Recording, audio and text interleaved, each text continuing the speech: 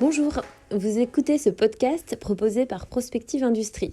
La dynamique Prospective Industrie est née de l'idée qu'une entreprise seule ne peut pas analyser tous les signaux faibles de son environnement. Collectés, analysés et synthétisés, ces signaux sont proposés aux industriels qui participent aux rencontres Prospective Industrie. Retrouvez au travers de cette série de 5 podcasts les signaux faibles partagés et discutés lors des rencontres de juin 2020. Bonne écoute!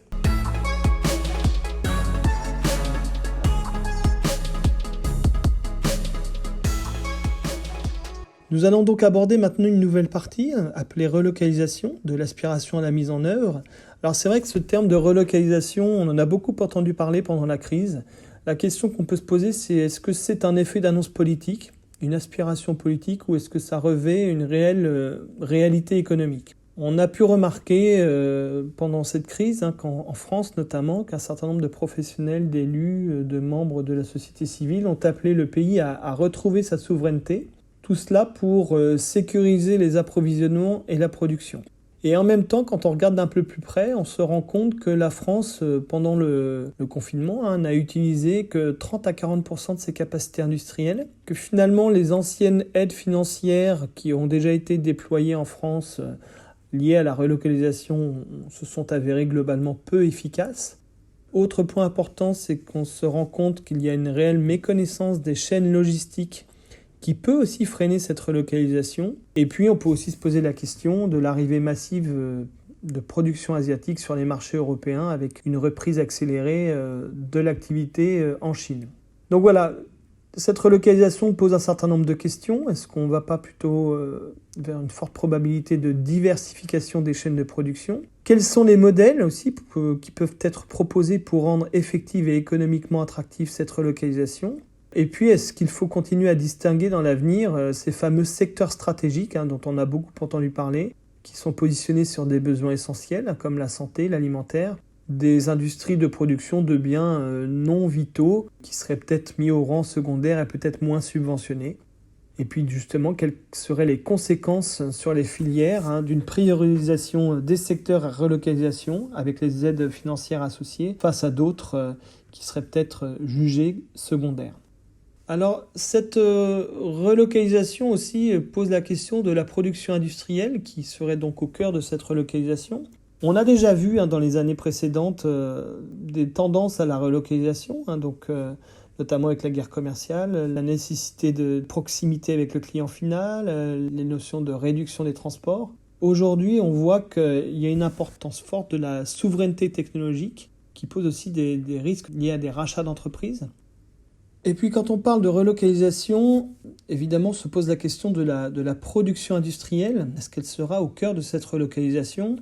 On voit qu'il y a déjà eu des tendances à la relocalisation qui ont été amorcées déjà depuis les années 2000 pour réduire les flux logistiques, pour répondre aux enjeux de qualité, délai, proximité des clients finaux.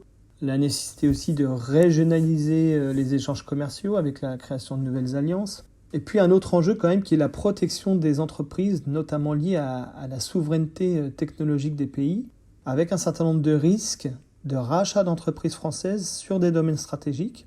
Quand on parle de relocalisation, oui, mais quid des investissements étrangers qui viennent racheter des entreprises françaises ? Quand on parle de relocalisation, la question est de savoir si on parle des emplois ou de l'activité économique. Et puis, autre point, entre l'aspiration, voire l'injonction à la relocalisation, et puis les réelles possibilités d'une mise en œuvre rapide et généralisée, autour de ça apparaissent de nombreuses questions qui invitent à définir une réelle stratégie à l'échelle nationale et européenne, comment passer concrètement de l'aspiration à la mise en pratique de cette relocalisation.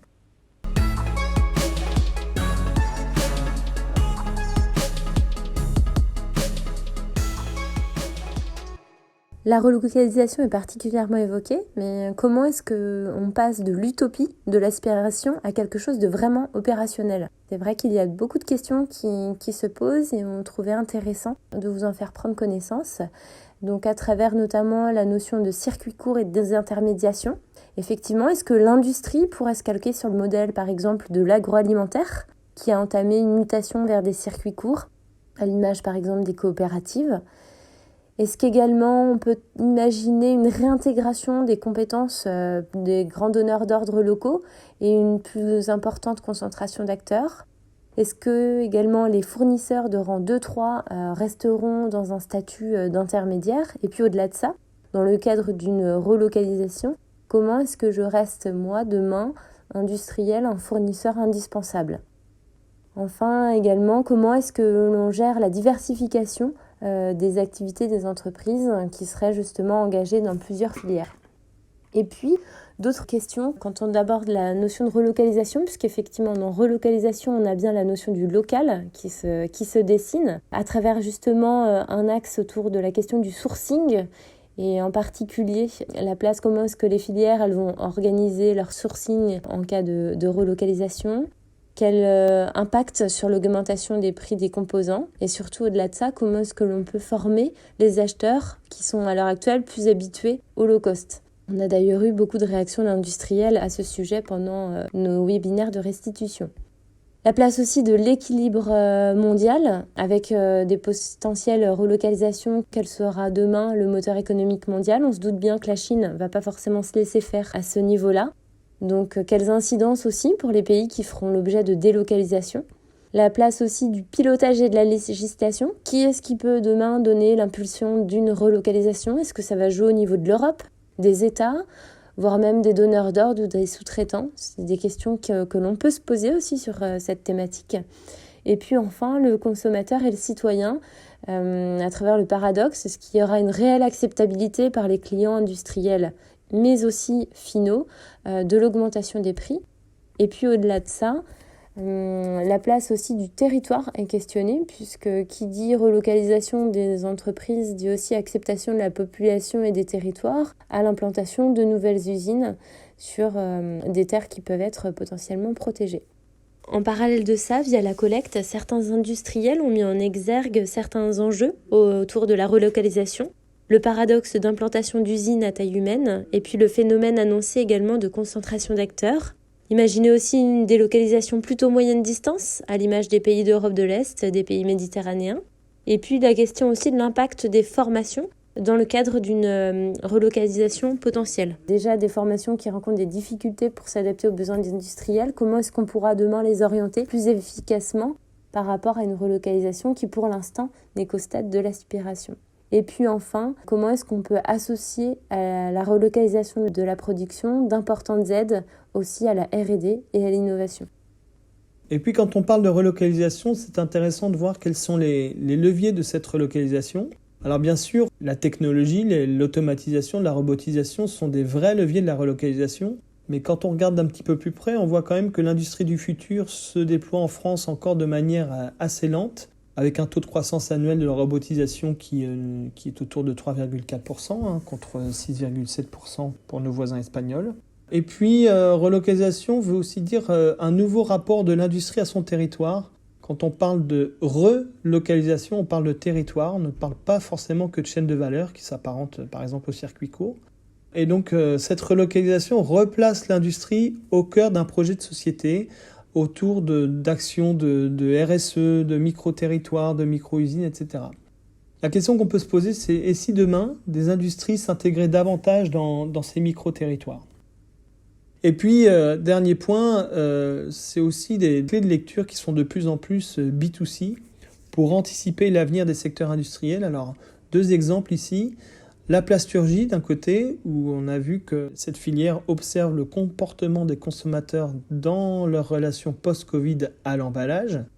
Et puis dans l'aéronautique aussi, où des questions se posent autour du développement du télétravail qui pourrait aussi impacter les déplacements professionnels et donc l'utilisation des vols intérieurs. On a vu qu'un certain nombre de nos dirigeants politiques se sont positionnés sur ces questions. Donc voilà, mieux comprendre les usages finaux. Est-ce que cela ne favorisera pas également l'intégration de l'industrie dans son territoire ? À côté des chaînes de valeur pyramidales et des métiers traditionnels, les mouvements makers, qui s'appuient sur l'impression 3D notamment, la coopération intersectorielle et l'open source, dessinent un modèle que la crise rend de moins en moins marginal et qui pourra apporter justement des réponses opérationnelles aux enjeux de la relocalisation. D'habitude, la fabrication additive, on en parle plutôt du point de vue du procédé technologique. Mais là, est-ce qu'au-delà de ça, ce n'est pas le sujet d'un levier réformateur des modèles d'entreprise et des filières? Puisqu'on voit bien que ce modèle, il peut profondément transformer les logiques de filières sous différents axes, avec à la fois des nouvelles formes de coopération, donc des mouvements entre industriels, makers, chercheurs. Également une moindre dépendance aux grands donneurs d'ordre, donc des réflexions aussi autour d'une approche par rapport à des nouveaux clients. L'intégration des attentes utilisateurs avec la question de l'agilité, de la créativité, et puis également la flexibilité des lignes de production qui peuvent être adaptées à plus de diversité des demandes, à plus de petites séries, plus d'agilité par rapport au prototypage et à la production. Ça fait également appel, et ça peut impacter aussi à travers un modèle lié au développement de brevets non propriétaires qui peuvent favoriser l'appropriation des pièces et produits. Il y a un impact également autour de l'intégration au territoire, comme on l'a cité précédemment, et puis autour de l'attractivité et de l'adaptation des formations. Donc au-delà de tout ça, il y a aussi cette question du coût, puisque bien entendu, par rapport à la fabrication additive, quelle capacité des PMI peuvent avoir à généraliser ce recours-là à la fabrication additive, sachant que c'est des coûts qui sont quand même suffisamment élevés. Est-ce qu'on ne peut pas imaginer demain aussi plus de regroupement de PMI autour de la fabrication additive, donc en lien avec les makers? Et puis au-delà de ça, à travers des préoccupations actuelles et d'autant plus futures, comment est-ce qu'on intègre l'impression 3D dans un modèle économique durable? Puis enfin vient la question de la place de l'emploi en France au regard de la relocalisation.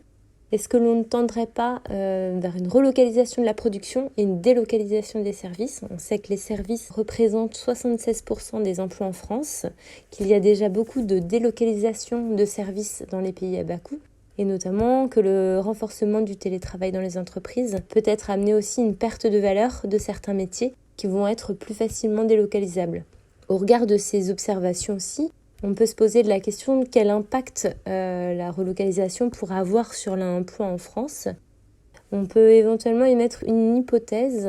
Est-ce qu'on ne tendrait pas à un double phénomène qui augmenterait le chômage, qui est déjà aggravé avec la crise? D'une part, avec la relocalisation industrielle qui est favorisée par l'automatisation et la robotisation, et donc qui engendre des besoins en main-d'œuvre moindres mais plus qualifiés, associé justement à une délocalisation des services plus conséquente qui aurait des conséquences directes sur l'emploi et donc entraînerait potentiellement ce double phénomène qui entraînerait plus de chômage.